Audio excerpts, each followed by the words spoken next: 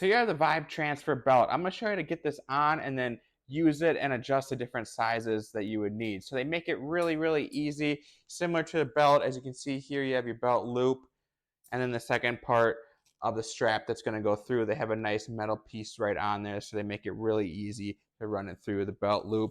But let's get it on. And like I said, it's just like a belt. You just put it around your waist or your hip area. More, you want it a little bit lower. You don't want it like riding up. So keep it more towards, your hip area. And then you can run your belt through the loop, get it to the correct width that you need to do that. Literally just like a belt. Just run it through tight. And once you get it through, there's going to be your belt loop right here. You can stick it through, run it tight, and now this thing is not going anywhere. It's ready to use. On the back, as you can see, you can have all your different handles. There's going to be horizontal ones, vertical ones, whatever you need to grab.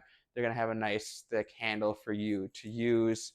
But overall, it's an awesome tool if you or your loved one is having trouble getting out of a wheelchair, or just keep one around the house. Maybe they've fallen and they can't get up and you need something to aid you with helping them get up. This is a super affordable tool that's going to make that process just a whole lot easier.